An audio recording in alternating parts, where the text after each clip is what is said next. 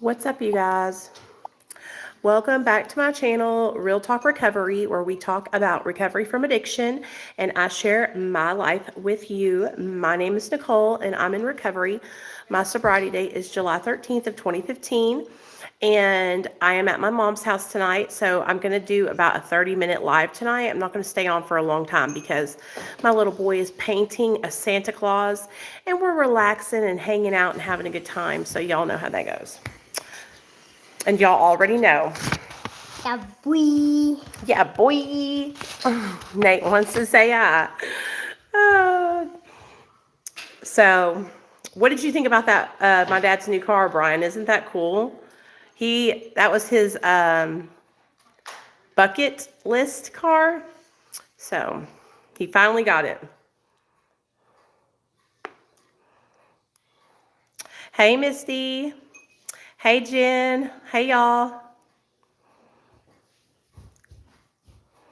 Hey, Joby.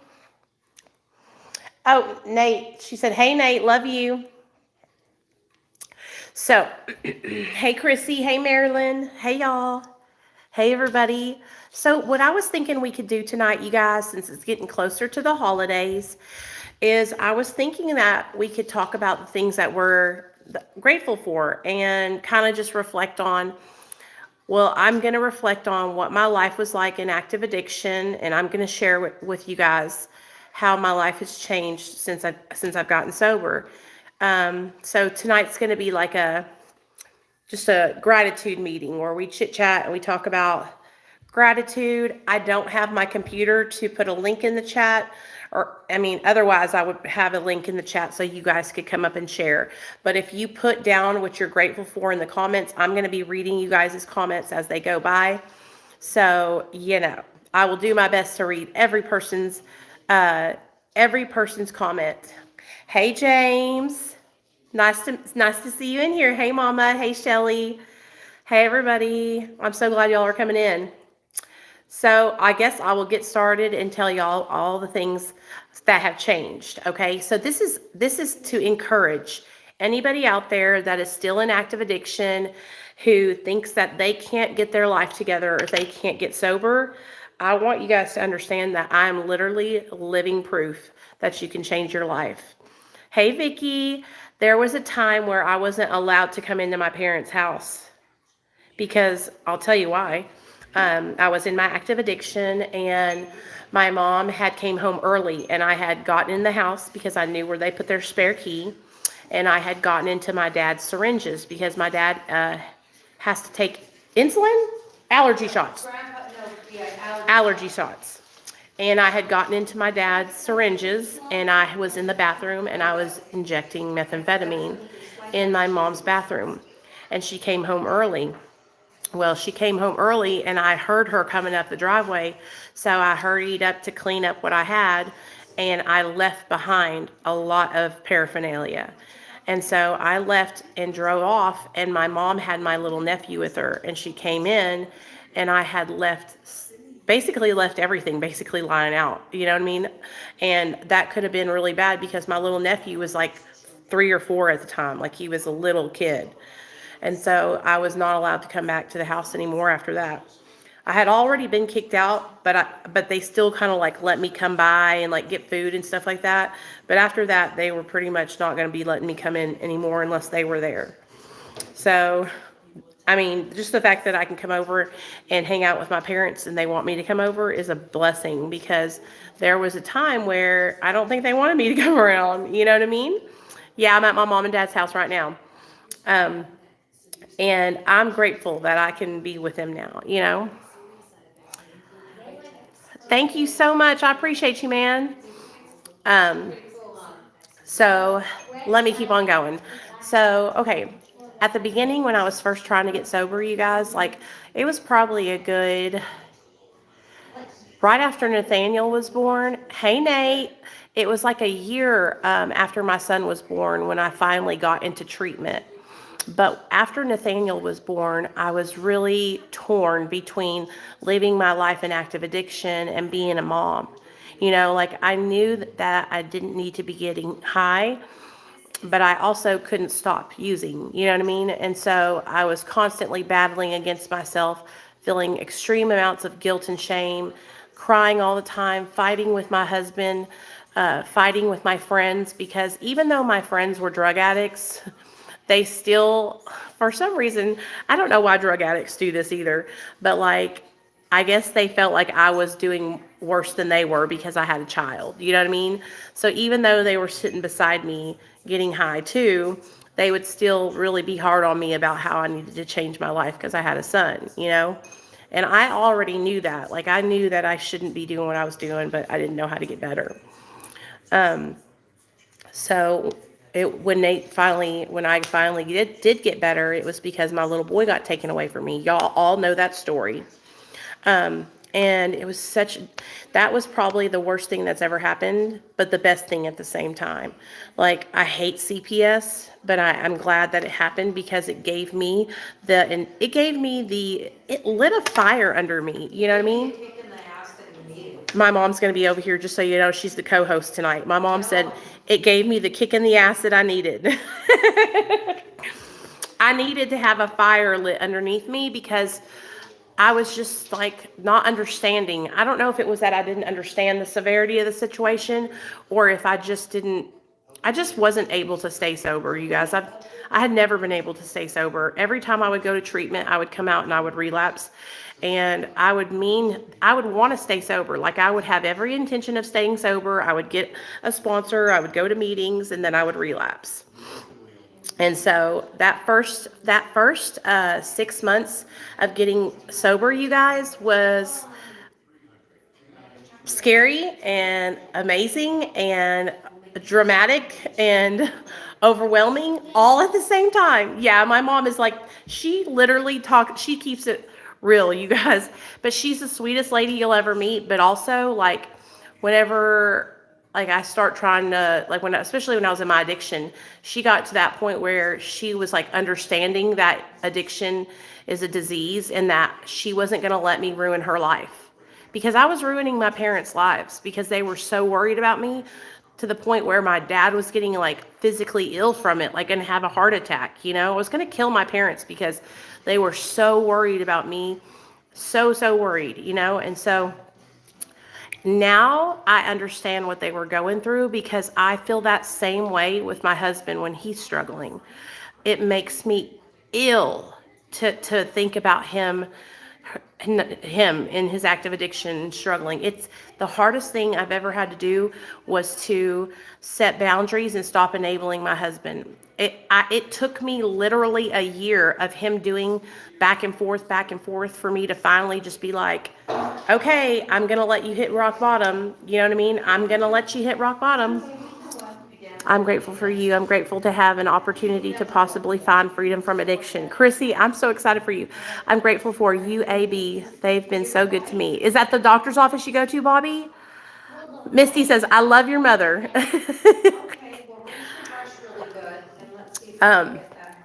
So I had somebody comment on one of my videos on TikTok today. They were asking about what it was like the first year after I got sober. And when I think back to it, you guys, do you guys think back to when you first got sober? It's a blur, a little bit of a blur, because I feel like I was living every day on the edge because I was so nervous all the time. And I was worried. I was worried that I wasn't going to be able to do it. I was worried that I was going to disappoint my family or disappoint my son. But then, you know what? Everybody, they say this in the rooms, but it's really true, you guys. Like, you have to practice staying sober. You have to practice doing the right thing every single day. So, like, I came from a lifestyle of getting high every single day.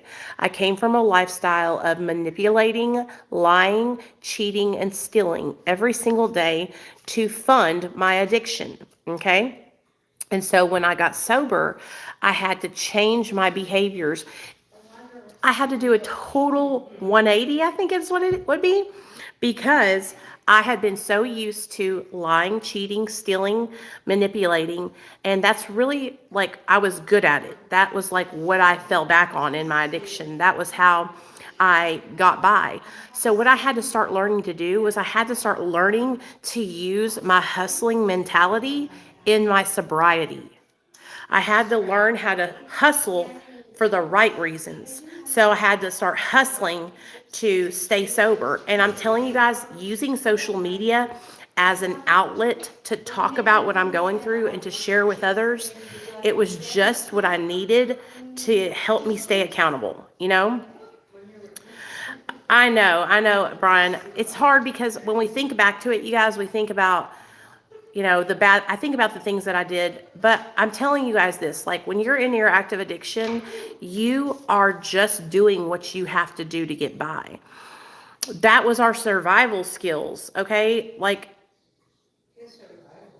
it's different if you don't have, okay, so in some cities, hey Jeff, in some countries, I mean, where like, I think it's like in Portugal or somewhere where they have decriminalized drugs, right? And they also have places where you can go and use safe using sites, safe injection sites and stuff like that. I feel like because it's illegal and all of us here are like trying to go find what we need and search for the drugs, and it makes it like a horrible thing. It's not a good thing to use drugs, right? We know that. It's not healthy. But what I'm saying is like, if there's have some kind of harm reduction in this thing here in the United States, more so than what they have already. You know what I mean? To help people that are in active addiction, that are kind of on the cusp and they want to make a change, but they're not quite ready to completely change yet. Like, so not just MAT, because a lot of the times when people want to get on Suboxone, they have to be free from drugs or whatever for 3 days, 24 hours if you're coming off of short acting opiates. And maybe they're not ready all the way yet. You know what I'm saying? And so they need a transition place.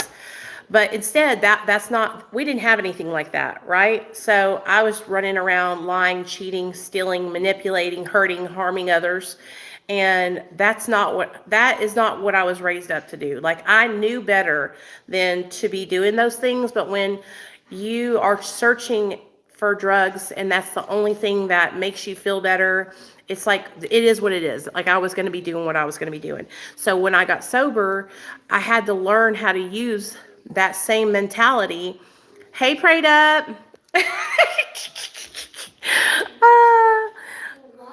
My fear for the newcomer is that fire dies down and they are on the fence and could go either way. That's where we come in.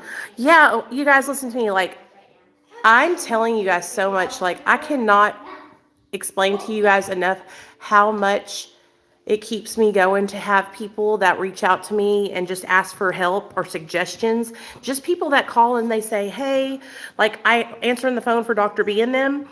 We have been getting so many phone calls lately about benzodiazepines, and I get to use my personal experience and share it with each person what happened and how I got over it and what I did.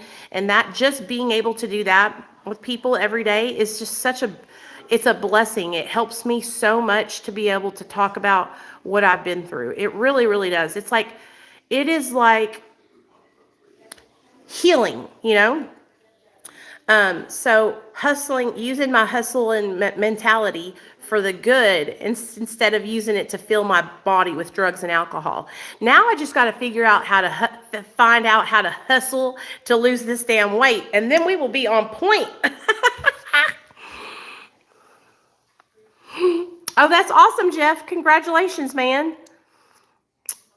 Jeff, you should upload snippets of it to your TikTok. So that way people can come from TikTok to your YouTube channel. And you need to start uploading more on TikTok because I haven't seen you upload over there as much. I'm trying to help all my people that have channels over here, but y'all aren't listening to me. Hey, Tim, what's up, babe? I'm trying to help y'all. Get over there and start uploading some content. There's a really good community of people over there, and everybody's really, really active. That's what I love it so much, because they are active over there, and we all support each other, and we all try to comment or heart or like each other's stuff. It's hard because there's a lot of us, but we're all trying to, So let's continue on with our gratitude list, y'all. So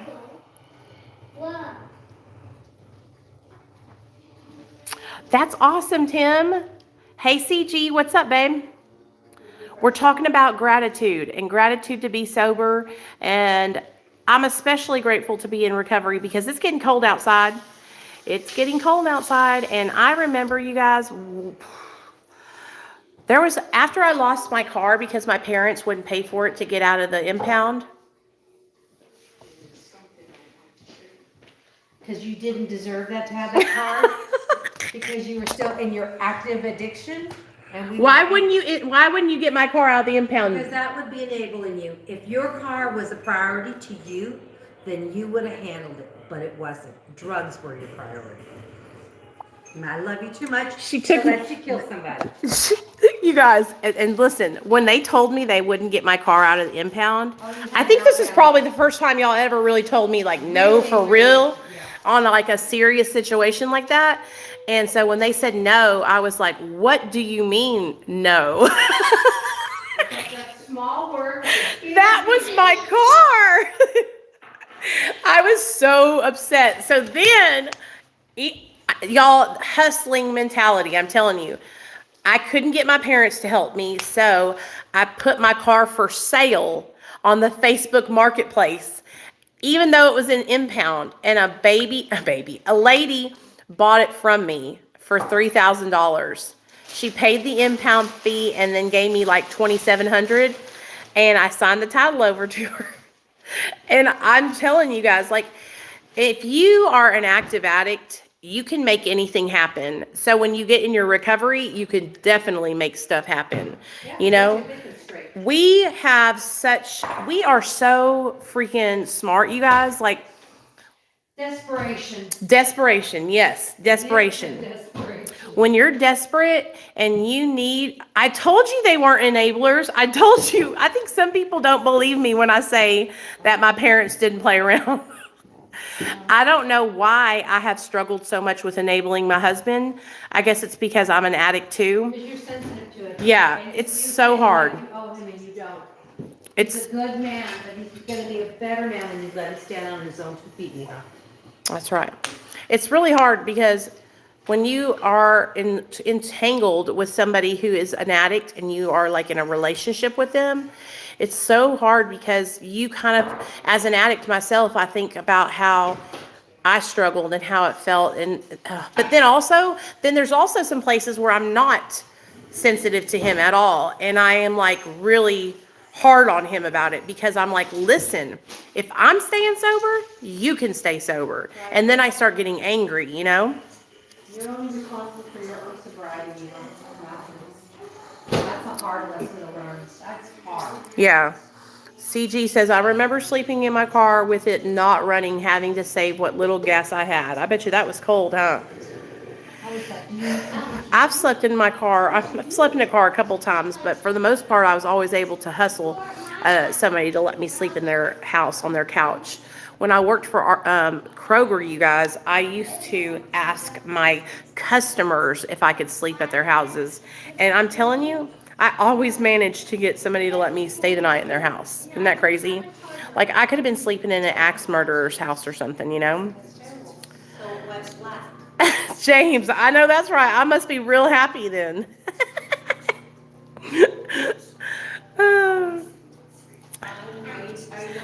It's a struggle, you guys, to watch. After being so skinny for so long because I was on drugs, it's hard to gain weight. It makes me feel uncomfortable, but we're not going to talk about that tonight because I'm grateful. I'm grateful to be alive.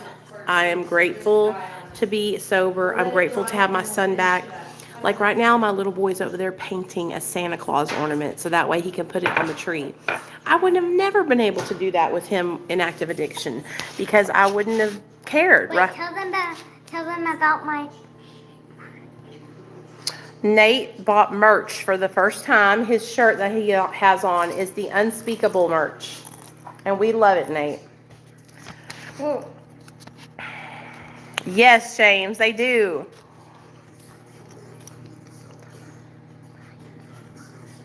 That you can do the what? Nate can do the whoa. How do you do it? I have to eat first. Okay. I think it makes it more difficult for us in the long run because I know for me, I could always go to a family member and have a place to say, what do you think? That definitely yeah. Mom and Dad kicked me out pretty early on in my addiction, and I just made a way anyway. That's the thing. Like, I have to remind myself all the time, you guys, that I made a way when I was in active addiction. So now that I'm sober, I should be able to do anything. Like, there should be nothing I can't do, you know? And when I get discouraged and down and out, I have to keep telling myself that. You can do anything. If you can stay an active addict and not have a bunch of money, then you can do anything. Hey, Carrie. So happy you're here too, girl. You're Cece from TikTok, right? And you listen to me. For those of you guys that were able to hide your addictions, like I can't even imagine. Can I have some soup too? Yeah, you want some? Mm-hmm. It's Italian soup here. I'll heat myself. I can't even imagine. The bowl's hot. Be careful. Okay, I can't even imagine hiding it. I don't even know how you could do that. I'll wait to eat in just a second.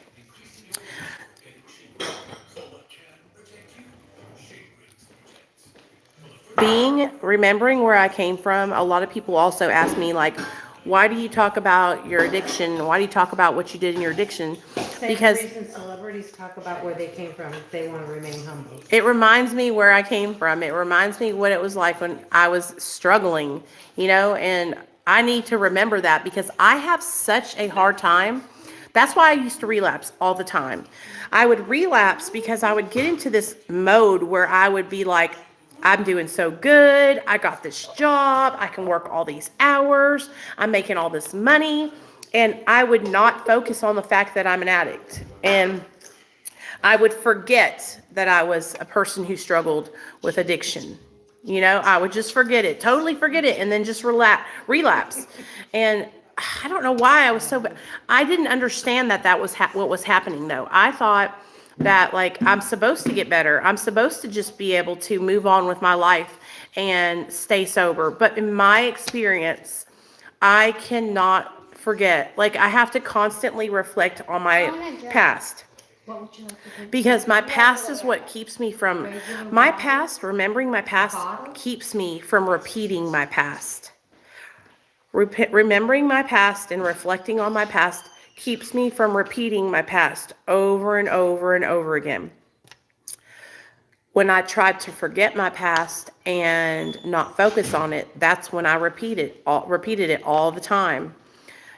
And a lot of the times what I would do was I would put my job or whatever I had going on that was like keeping me like sober, because I would put so much of my focus into my job or a relationship or whatever, and then I would relapse. So I'm telling you guys, like, it's a learning experience to stay sober, but one day at a time, focusing on doing the right thing, talking about what you're feeling, focusing on staying healthy and true to what you believe, you'll stay sober. Yeah. Did you show them the Nana's whole house? Mm-mm. Do you want to show them? Oh, you want to take them on a house tour? Yeah. Okay. Nate wants to take y'all on a house tour, okay? Hold on. And then I'm going to eat some soup. Okay, let's go. You lead the way. We're coming. Okay, is that your Santa you're painting? And this is Look, you guys. Is this the dining? This is like a little cubby hole, just like a like little the coffee room, coffee the room. miniature dining room, and there's the other dining room. Okay, go ahead, lead the way. There. It's okay, wherever you want to go. That's my mama's tree. Hey, girl. This is the TV room. This is the TV room. And That's my mom, Gina. I'm the Christmas tree. And the Christmas tree. Ooh, is that the same tree from when we were kids? No? Can I feed the people nuts? No, you can eat your own nuts. Lead the way, Nate. Lead the way. This is my dad's computer room. That's my dad when he was in the Air Force. That's him right there.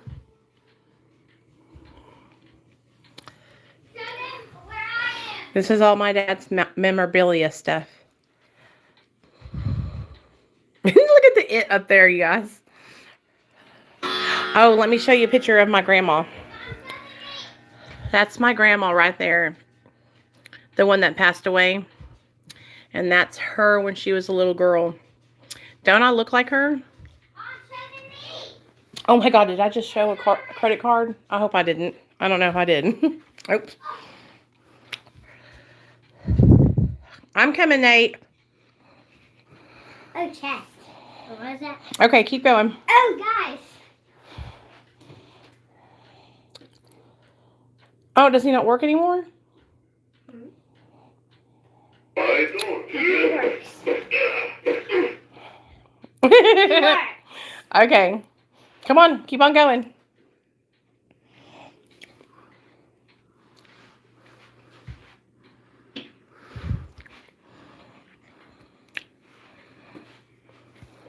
One week. That's awesome, Carrie.